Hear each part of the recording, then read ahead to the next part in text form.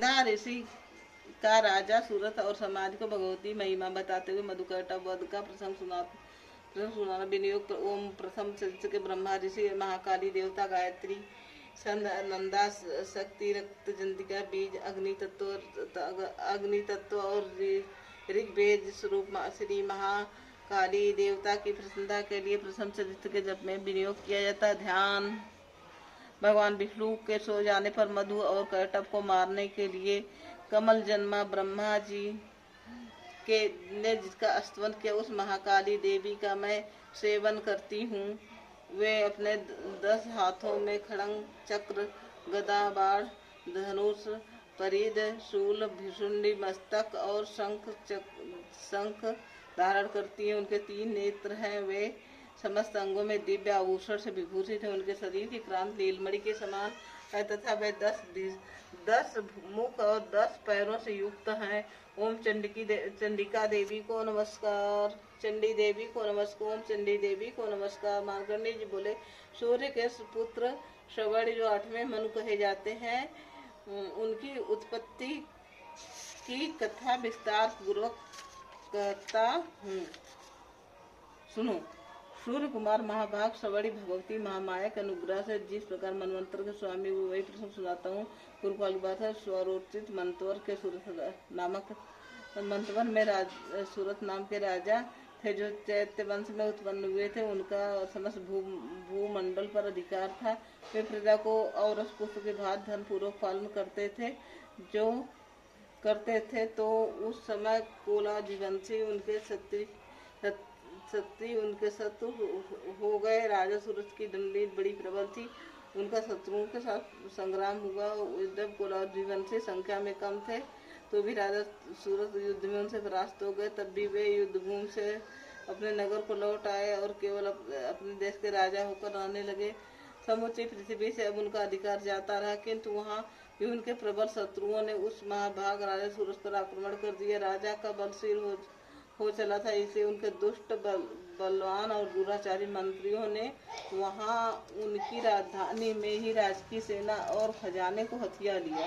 सूरत का प्रभुत्व नष्ट हो चुका था, इसलिए वे शिकार खेलने के बहाने घोड़े पर सवार होकर वहाँ से अकेले ही एक घने जंगल में चले गए। वहाँ उन्होंने विप्रोर मेधा ऋषि मुनि का आश्रम देखा, जहाँ कितने ही हिंसक जीव थे। अपनी स्वाभाविक हिंसा वृत्ति छोड़कर परम शांत भाव से रहते थे। मुनि के बहुत से शिष्य उस वन की शोभा बढ़ा रहे थे। जहाँ जाने पर मुनि ने उनका सत्कार किया और वे उन मुनि श्रेष्ठ के आश्रम पर इधर उधर विचरते हुए कुछ काल तक रहे। फिर ममता से आकृष्टित होकर वहाँ इस प्रकार चिंता करने लगे, पूर्व काल में मेरे पूर्वजों ने जिसका पालन किया था, वही नगर आज मुझसे रहित है। पता नहीं मेरे दुराचारी भृत्यगण उनकी धर्म पूर्वक रक्षा करते हैं या नहीं। जो सदा मद की वर्षा करने वाला और सूरवीर होता, वह मेरा प्रधान हाथी अब शत्रुओं के अधीन होकर ना जाने किन भोगों को भोगता होगा। जो लोग मेरी कृपा और धन और भोजन पाने के लिए सदा मेरे पीछे चलते थे, वे निश्चय ही अब दूसरे राजाओं का अनुसरण करते होंगे। उन अव्ययी लोगों के द्वारा सदा खर्च होते रहने के कारण अत्यंत कष्ट जमा किया हुआ मेरा खजाना खाली हो जाएगा। ये सता और भी कई बातों राजा सूरज निरंतर सोचते रहते थे। एक दिन उन्होंने वहाँ विप्रोर मेधा के आश्रम के निकट एक वैश्य को देखा और उससे पूछा, भाई तुम कौन हो? यहाँ तुम्हारे आने का क्या कारण है? तुम क्यों शोकग्रस्त और अनमने से दिखाई देते हो? राजा सूरज का यह प्रेम पूर्वक वचन सुनकर वैश्य ने कहा, विनीत भाव से प्रणाम करके कहा। वैश्य बोला, हे राजन, मैं धनियों के कुल में उत्पन्न एक वैश्य हूँ। मेरा नाम समाधि है। मेरे दुष्ट स्त्री पुत्रों ने धन के लोभ से मुझे घर से बाहर निकाल दिया। मैं इस समय धन स्त्री और पुत्रों से वंचित हूँ। मेरे विश्वसनीय बंधुओं से मेरा ही धन लेकर मुझे दूर कर दिया, इसलिए दुखी होकर मैं वन में चला आया हूँ। यहाँ रहकर मैं इस बात को नहीं जानता कि मेरे पुत्रों की, स्त्रियों की और स्वजनों की कुशल है या नहीं। इस समय घर में वे कुशल से रहते हैं अथवा उन्हें कोई कष्ट है, वे मेरे पुत्र कैसे होंगे? क्या वे सदाचारी हैं अथवा दुराचारी हो गए? राजा ने पूछा, जिन लोभी स्त्री पुत्रों ने धन के लाभ के कारण तुम्हें घर से निकाल दिया, उनके प्रति तुम्हारे चित्त में इतना स्नेह बंधन क्यों है?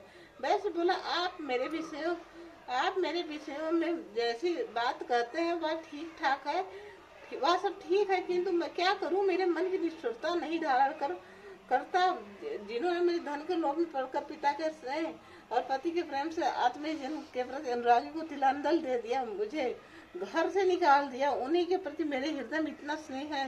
हे महात्मा ने गुणहीन बंधुओं के प्रति भी जो मेरा चित्त इस प्रकार प्रेम मग्न हो रहा है, यह क्या है? इस बात को मैं जानकर भी नहीं जान पाता।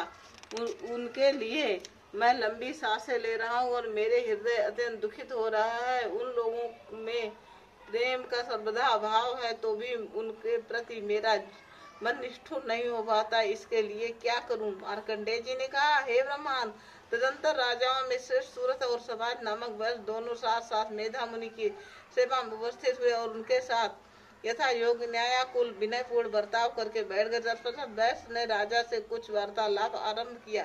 राजा ने कहा, हे भगवान, मैं आपसे एक बात पूछना चाहता हूँ कि उसे बताइए। मेरा चित्त मेरे अधीन न होने के कारण वह बात मेरे मन को बहुत दुख देती है। जो राज्य मेरे हाथ से चला गया उसमें और उसके संपूर्ण अंगों से मेरी ममता बनी हुई है। हे मुनि श्रेष्ठ, यह जानते हुए भी कि वह मेरा नहीं है, अज्ञानी की भांति मुझे उसके लिए दुख होता है।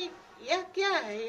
इधर यह वैसे भी इस घर से अपमानित होकर आए, इसके पुत्र स्त्री और विशेषगणों ने इसे छोड़ दिया, स्वजनों ने भी इसका परित्याग कर दिया, तो भी यह उनके लिए अत्यंत हार्दिक स्नेह रखता है। इस प्रकार यह और मैं दोनों बहुत दुखी हैं। जिसमें प्रत्यक्ष दोष देखा गया है, उन विषय के लिए भी हमारे मन में ममता जनित आकर्षण पैदा हो रहा है। हे महाभाग, हम दोनों समझदार हैं, तो भी हमें मोह पैदा हुआ है। यह क्या है? विवेक शून्य पुरुष की भांति मुझ में और इसमें भी यह मूढ़ता प्रत्यक्ष दिखाई देती है। ऋषि बोले, हे महाभाग, विषय मार्ग का ज्ञान सब जीवों को है, इसी प्रकार विषय भी सबके लिए अलग अलग है। कुछ प्राणी दिन में नहीं देखते और दूसरे रात में ही नहीं देखते, तथा कुछ जीव ऐसे हैं जो दिन और रात्रि में बराबर देखते हैं। यह ठीक है कि मनुष्य समझदार है, किंतु केवल वे ही ऐसे नहीं होते। पशु पक्षी और मृग आदि सभी प्राणी समझदार होते हुए भी मनुष्य की भांति भी वैसे ही होते हैं, जैसे उन मृग और पक्षियों की होती है, तथा जैसी मनुष्यों की होती है, जैसी ही उन मृग पक्षी आदि की होती है। या तथा अन्य बातें भी प्राय दोनों के समान है। समझ होने पर भी इन पक्षियों को देखो, एक स्वयं भूख से पीड़ित होते हुए भी मोहबस बच्चों की चोंच में कितने चाव से अन्न के दाने डाल रहे हैं। हे नरश्रेष्ठ, क्या तुम नहीं देखते हो? ये मनुष्य समझदार होते हुए भी लोग बस अपने किए हुए उपकार का बदला पाने के लिए पुत्रों की अभिलाषा करते हैं। यद्यपि उन सब में समझ की कमी नहीं है, तथापि वे संसार की स्थिर धन बड़ की परंपरा बनाए रखने वाली भगवती महा के प्रभाव द्वारा ममता में भवन में युक्त होकर मोह के गहरे गर्त में गिराए गए हैं।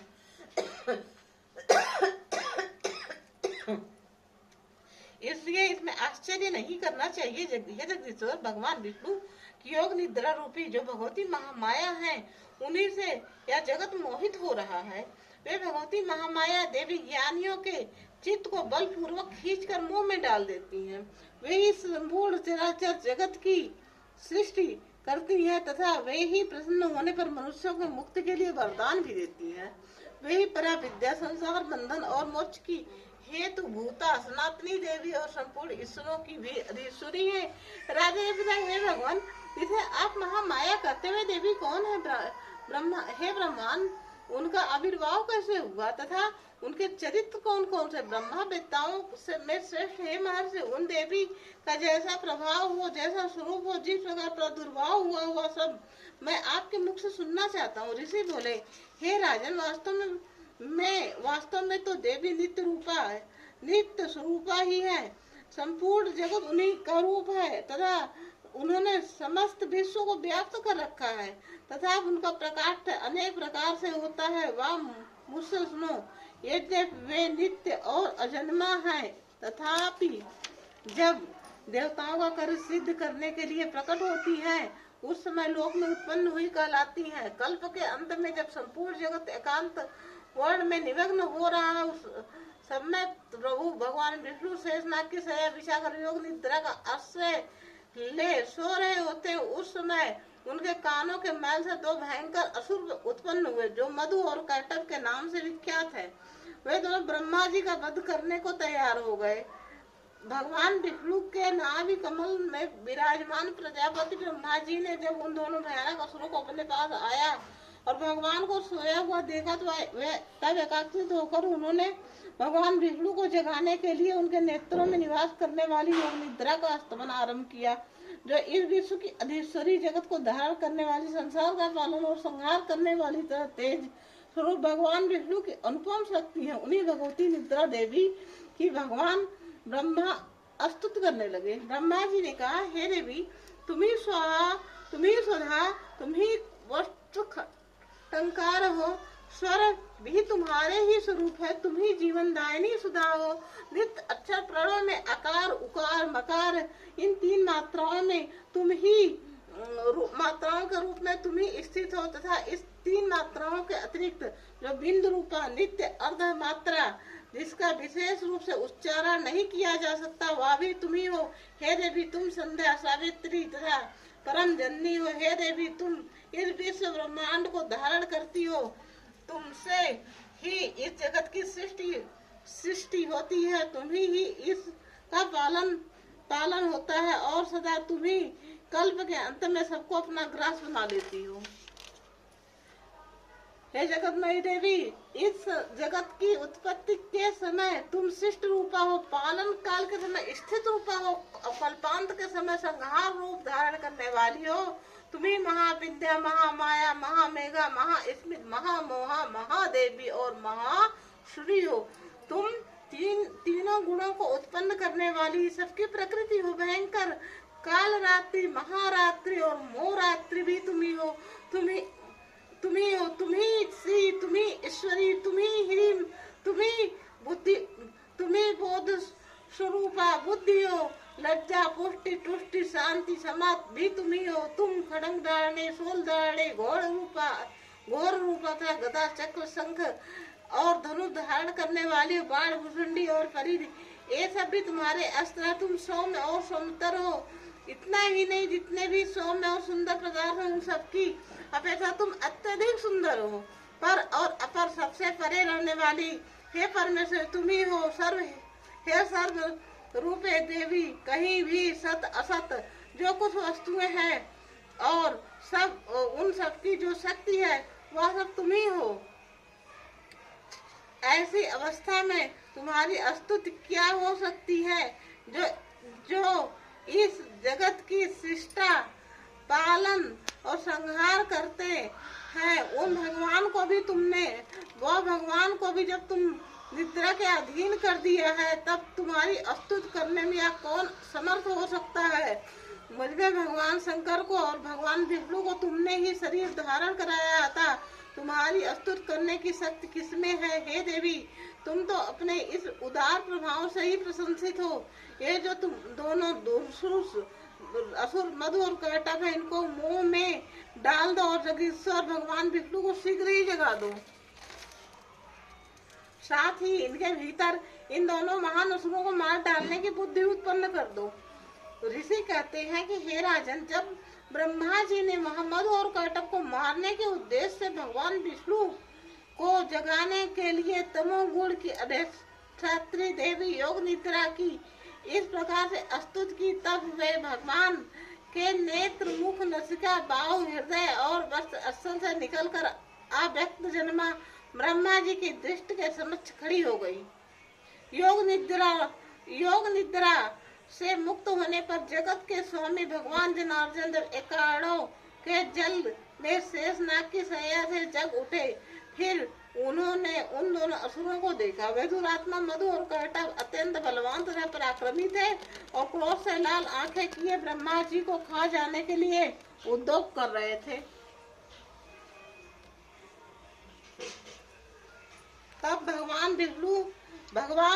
भगवान श्री हरि ने उठकर उन दोनों के साथ 5000 वर्षों तक केवल युद्ध किया। वे दोनों अत्यंत बल के कारण उन्मत्त हो रहे थे। इधर महामाया ने भी उन्हें मुंह में डाल रखा था, इसलिए वे भगवान विष्णु से कहने लगे, हम तुम्हारी वीरता से संतुष्ट हुए। तुम हम लोगों से कोई वर मांग लो। श्री भगवान बोले, यदि तुम दोनों मुझ पर प्रसन्न हो तो अब मेरे हाथ से मारे जाओ, बस इतना ही वर मैंने वर मांगा है। यहाँ तुम्हारे किसी वर से क्या लेना देना है। ऋषि कहते हैं, इस प्रकार धोखे में आ जाने पर जब उन्होंने संपूर्ण जगत में जल ही जल देखा, तब कमल नयन भगवान से कहा, या पृथ्वी जल में डूबी हुई ना हो, जहाँ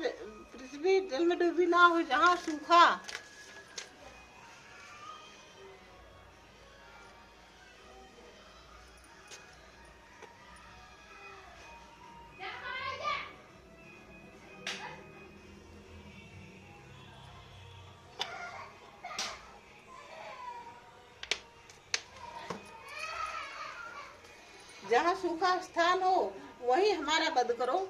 ऋषि कहते हैं, तब तथास्तु कहकर शंख चक्र और गदा धारण करने वाले भगवान ने उन दोनों को मस्तक अपनी जांघ पर रखकर चक्र से काट डाले। इस प्रकार देवी महामाया ब्रह्मा जी के स्तुति करने पर स्वयं प्रकट हुई थी। अब पुनः तुमसे उनके प्रभाव का वर्णन करता हूँ।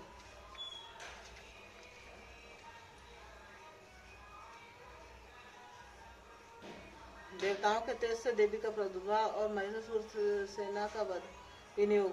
ओम मध्यम चरित्र के श्री विष्णु ऋषि महालक्ष्मी देवता उड़िक संद शाकंबरी शक्ति दुर्गा बीज वायु तंत्र और यजुर्वेद स्वरूप श्री महालक्ष्मी की प्रसन्नता के लिए मध्यम चरित्र के पाठ का विनियोग करो। मैं कमल के आसन पर बैठी हुई प्रसन्न मुख वाली महिषासुर मर्दिनी भगवती महालक्ष्मी का भजन करती हूँ, जो अपने हाथों में अक्षमाला, फरसा, गदा, बाण, ब्रज, पद्म, धनुष, कुंडिका, दंड, शक्ति, खड़ग, ढाल, शंख, घंटा, मधुपात, शूल, पाश और चक्र धारण करती है। ऋषि कहते हैं, पूर्व काल में देवताओं और असुरों में पूरे 100 वर्ष तक घोर संग्राम हुआ। उसमें असुरों के स्वामी महिषासुर था और देवताओं के नायक इंद्र से। इस युद्ध में देवताओं की सेना महाबली असुरों से परास्त हो गई। संपूर्ण देवताओं को जीत कर महिषासुर इंद्र बन बैठा। तब पराजित देवता प्रजापति ब्रह्मा जी को आगे करके उस स्थान पर गए जहाँ भगवान शंकर और विष्णु विराजमान थे। देवताओं ने महिषासुर के पराक्रम तथा अपनी पराजय का यथावत वृत्तांत उन दोनों देवेश्वरों को से विस्तार पूर्वक का सुनाया। वे बोले, हे भगवान, महिषासुर सूर्य, इंद्र, अग्नि, वायु, चंद्रमा, यम, वरुण और अन्य देवताओं के भी अधिकार छीनकर स्वयं ही उसका अधिष्ठाता बन बैठा है। उस दुरात्मा महिष ने समस्त देवताओं को स्वर्ग से निकाल दिया है। अब वे मनुष्यों की भांति पृथ्वी पर विचरते हैं। दैत्यों की यह सारी करतूत हमने आप लोगों से कह सुनाई। अब हम आपकी शरण में आए हैं, उनके वध का कोई उपाय सोचिए। इस प्रकार देवताओं के वचन सुनकर भगवान विष्णु और शिव ने दैत्यों पर क्रोध किया। उनकी भौहें तन गई और मुख टेढ़ा हो गया। तब अत्यंत कोप से भरे हुए चक्र प्राणी भगवान विष्णु के मुख से एक महान तेज प्रकट हुआ। इसी प्रकार ब्रह्मा, शंकर तथा इंद्र अन्य देवताओं के शरीर से बड़ा भारी तेज निकला। वह सब एक हो गया। महान तेज का वह पुण्य ज्वल्यमान पहाड़ सा जान पड़ा। देवताओं ने देखा, वहाँ उनकी ज्वालाएं संपूर्ण दिशाओं में व्याप्त हो रही थी। संपूर्ण देवताओं के शरीर से प्रकट हुए उस तेज की कहीं तुलना नहीं थी। एकत्रित होने पर वह एक नारी के रूप में परिणित हो गया और उसके प्रकाश से तीनों लोकों में व्याप्त जान पड़ता। भगवान शंकर का जो तेज था उससे उस देवी के मुख प्रकट हुआ। यमराज के तेज से उनके उनके सिर के बाल निकल आए। भगवान विष्णु के तेज से उनकी भुजाएं उत्पन्न हुई। चंद्रमा के तेज से उनके स्तनों का और इंद्र के तेज से मध्यभाग कटी का प्रादुर्भाव हुआ। वरुण के तेज से जंघा और पिंडली तथा पृथ्वी के तेज से नितंब भाग प्रकट हुआ। ब्रह्मा जी के तेज से दोनों चरण और सूर्य के तेज से उनकी अंगुलियां हुई। वसुओं के तेज से हाथों की अंगुलियां और कुबेर के तेज से नसिका प्रकट हुई। उस देवी के दांत प्रजापति के तेज से और तीनों नेत्र अग्नि के तेज से प्रकट हुए।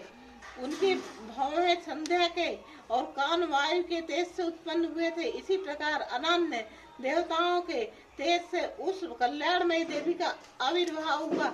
तदंतर समस्त देवताओं के तेज पुंज से प्रकट हुई देवी को देखकर महिषासुर के सताए हुए देवता बहुत प्रसन्न हुए। पिनाकधारी भगवान शंकर ने अपने शूल से एक शूल निकालकर उन्हें दिया। फिर भगवान विष्णु ने अपने चक्र से चक्र उत्पन्न करके भगवती को अर्पण किया।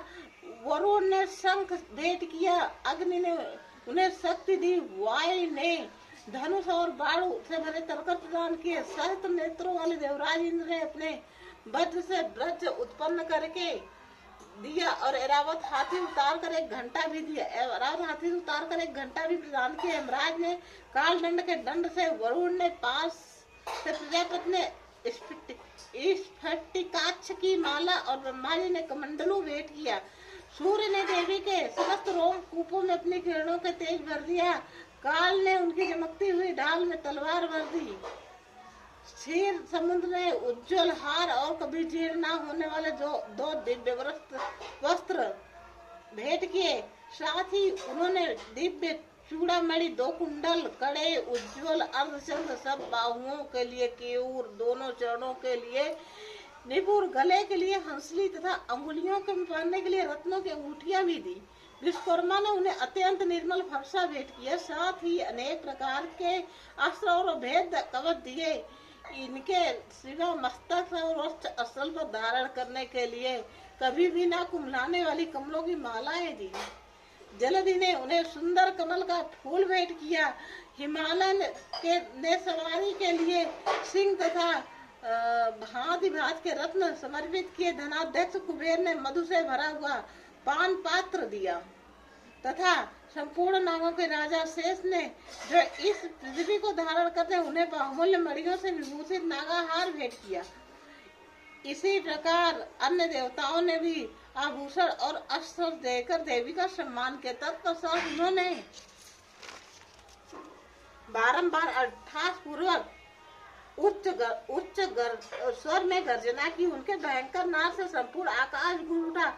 देवी का वह अत्यंत उच्च स्वर से किया हुआ सिंहनाद कहीं समानास का आकाश उसके सामने लघु प्रतीत होने लगा। उनके बड़े जोर की प्रतिध्वनि हुई, जिन्होंने संपूर्ण विश्व में हलचल मचा दी और समुद्र कांप उठे, पृथ्वी डोलने लगी और समस्त पर्वत हिलने लगे। उस समय देवताओं ने अत्यंत प्रसन्नता के साथ सिंह वाहिनी भवानी से, हे देवी तुम्हारी जय हो। साथ ही महर्षियों ने भक्ति भाव से विनम्र होकर स्तवन किया। संपूर्ण त्रिलोकी को क्षोभग्रस्त देख दैत्यगण अपनी समस्त सेना को कवच आय से सुसज्जित कर हाथियों उसके हथियार ले सहसा उठकर खड़े हो गए। उस समय महिषासुर ने बड़े क्रोध में आकर कहा, क्या कर रहा है? फिर वह संपूर्ण असुरों से घिरकर उस सिंहनाद की ओर लक्ष्य करके दौड़ा और आगे पहुंचकर उसे देवी को देखा, जो अपनी प्रभा से तीनों लोगों को प्रकाशित कर रही थी। उनके चरणों से भार पृथ्वी दबी जा रही थी। माथे के मुकुट से आकाश की रेखाएं खींच रही थी तथा वे अपने धनुष की टंकार से सातों पतालों को शुद्ध किए देती थी। देवी अपनी हजारों भुजाओं के संपूर्ण देवताओं दिशाओं को आच्छादित करके खड़ी थी। तदंतर उनके साथ दैत्यों का युद्ध छिड़ गया। नाना प्रकार के अस्त्र शस्त्रों के प्रहार से संपूर्ण दिशाएं उद्दोषित होने लगी। चिच्चू नामक महान असुर महिषासुर का सेना नायक तथा देवी के साथ युद्ध करने लगा। अन्य देवताओं की चतुरंगणी सेना के साथ चामर भी लड़ने लगा। 7,000 रथियों के साथ आकर उदग नामक महादैत्य ने लोहा लिए 1 करोड़ रथियों के साथ लेकर महाहनु नामक दैत्य युद्ध करने लगा, जिसके रोए तलवार के समान तीखे थे। वह असिलोमा नाम का महादैत्य 5 करोड़ रथी सैनिकों सहित युद्ध में आ डटा। 60 लाख रथियों से घिरा हुआ बास्कल नामक दैत्य भी युद्ध भूमि में लड़ने लगा। पारिवारिक नामक राक्षस हाथी सवार और घुड़सवारों के साथ अनेक दलों तथा 1 करोड़ रथियों के साथ सेना लेकर युद्ध करने लगा। बिडाल नामक राक्षस 5 अरब रथियों को घिर कर लोहा कर लेने लगा। उसके अतिरिक्त और भी हजारों महादैत्य रथ हाथी घोड़ों की सेना साथ लेकर महादेवी के साथ युद्ध करने लगे। स्वयं महिषासुर उस रणभूमि में कोटि सहस्र रथ हाथी घोड़ों की सेना से घिरा हुआ खड़ा था। वे दैत्य देवी के साथ तोमर, भिंडपाल, शक्ति, मूसल, खड़ग, परशु, पट्टिस आदि अस्त्र शस्त्रों का प्रहार करते हुए युद्ध कर रहे थे। कुछ दैत्यों ने उन पर शक्ति का प्रहार किया, कुछ लोगों ने पास फेंक दिया तथा कुछ दैत्यों ने खड़ग प्रहार करके देवी को मार डालने का उद्योग किया। देवी ने क्रोध में भरकर खेल खेल में उनके अस्त्र शस्त्रों की वर्षा करके दैत्यों के समस्त अस्त्र शस्त्र काट डाले। उनके मुंह पर परिश्रम, थकावट, रंज मात्र भी नहीं था। देवता और ऋषि उनकी स्तुति करने लगे। वे भगवती परमेश्वरी दैत्यों के शरीर पर अस्त्र शस्त्रों की वर्षा करती रही। देवी का महान सिंह भी क्रोध में भरकर गर्दन के बालों को हिलाता हुआ असुरों की सेना भी इस प्रकार विचरने लगा, मानो वनों में दावानल फैल रहा हो। रणभूमि में दैत्यों के साथ युद्ध करती हुई अंबिका देवी जितने निश्वास छोड़े वे सभी तत्काल है सैकड़ों हजारों गणों के रूप में प्रकट हो गए और परशु, भिंडपाल, खड़ग और पट्टिस आदि अस्त्रों द्वारा असुरों का श्रम न करने। देवी की शक्ति से बढ़े हुए गवे गण असुरों का नाश करते हुए नगाड़ा और शंख आदि बजाने लगे। उस संग्राम महोत्सव में इतने ही गण मृदंग बजा रहे थे। तदंतर देवी ने त्रिशूल से, गदा से, शक्ति से, वर्षा से और खड़ग आदि से सैकड़ों महादैत्यों का संहार कर डाला। कितने को घंटे की भयंकर नाश से मूर्छित करके मार गिराया। बहु तेरे दैत्यों को पास में बांध कर धरती पर घसीटा। कितने को दैत्यों को अपनी तीखी तलवार से मार दी, टुकड़े टुकड़े हो गए। कितने को गदा के चोट से घायल हो जाने पर धरती पर सो गए। कितने ही मूसल की मार से अत्यंत आहत होकर रक्त वमन करने लगे। कुछ दैत्य शूल से छाती फट जाने के कारण पृथ्वी पर ढेर हो गए।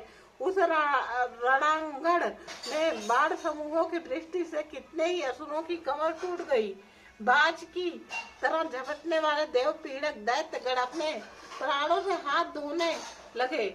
किन्हीं की बाहें छिन्न भिन्न हो गई, कितने की गर्दन कट गई, कितने ही दैत्यों के मस्तक कट कट कर गिरने लगे। कुछ लोगों के शरीर मध्य भाग में ही विदीर्ण हो गया। कितने की महादेव जांग कर जाने से पृथ्वी पर गिर पड़े। कितनों ही देवी कि एक बाह, एक पैर और एक नेत्र वाले करके 2 टुकड़ों में चीर डाला। कितने ही दैत्य मस्तक कट जाने पर गिरकर फिर उठ जाते और केवल धड़ के रूप में ही अच्छे से हथियार हाथ में लेकर देवी के साथ युद्ध करने लगते थे। दूसरे कबंध युद्ध में बाजों की लय पर नाचते थे। कितने ही बिना धड़ के हाथों में खड़ग, शक्ति और रीढ़ लिए दौड़ते तथा दूसरे महादैत्य ठारो या कहते देवी को युद्ध के लिए ललकारते थे। जहाँ वह घोर संग्राम हुआ था वहाँ की धरती देवी के गिराए हुए रथ, हाथी, घोड़ों और असुरों की लाशों ऐसी पट गई थी कि वहाँ चलना फिरना असंभव हो गया था। दैत्यों की सेना में हाथी, घोड़ों और असुरों के शरीर में इतनी अधिक मात्रा का रक्तपात हुआ कि वहाँ थोड़ी देर में खून की बड़ी बड़ी नदियां बहने लगी। जगदम्बा ने असुरों की विशाल सेना को क्षण भर में नष्ट कर दिया। ठीक उसी तरह जैसे मृग और काठ के भारी ढेर आग को कुछ क्षण में भस्म कर देते हैं और वह सिंह भी गर्दन के बालों को हिला हिला कर जोर जोर से गर्जना करता हुआ दैत्यों के शरीर पर मानो उसके प्राण चुन लेता है। वहाँ देवी के गणों ने भी उस महादैत्य के साथ ऐसा युद्ध किया जिससे आकाश में खड़े हुए देवतागण उन पर बहुत संतुष्ट और फूल बरसाने लगे।